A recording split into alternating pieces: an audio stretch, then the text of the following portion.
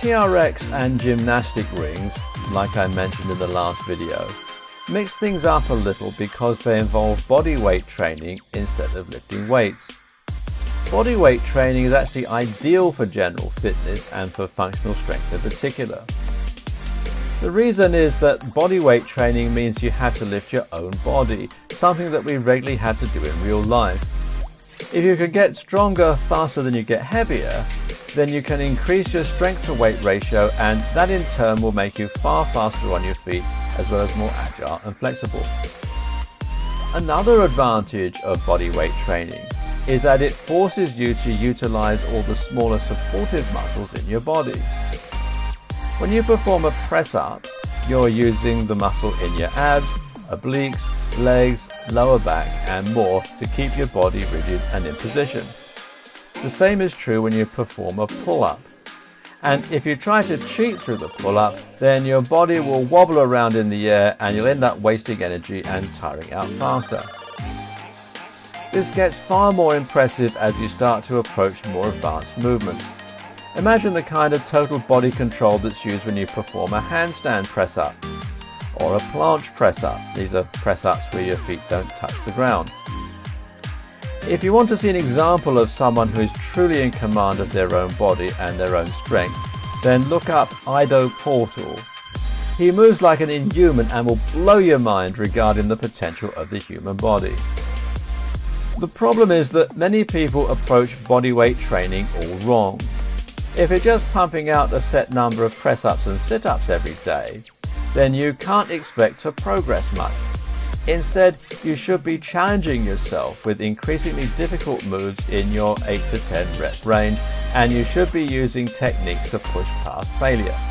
In bodyweight routines, you can't change the weight itself, but what you can change instead is the way you're lifting it, and this can be just as challenging. Find press-ups easy? Then how about training with clapping press-ups and trying to launch yourself in the air? This move requires acceleration in the muscles, which the body treats just the same as a heavy weight. The result is that you'll recruit more of your fast-twitch muscle fibers in order to explode off the floor. And now if you try and perform some normal push-ups, you'll find it's a lot more challenging. Likewise, if you perform a push-up with one hand, that will also make it harder, as well as requiring you to strengthen your core to avoid tipping. You can build up to this by placing both hands on the floor, but putting 80% of your weight on one hand. As you get tireder, move more and more weight onto the other side.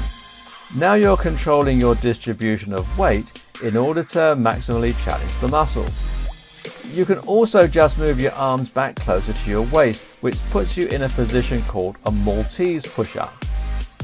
This movement lengthens the lever arm, just like the Indian club. Now your weight is further away from your hands, which forces you to work harder.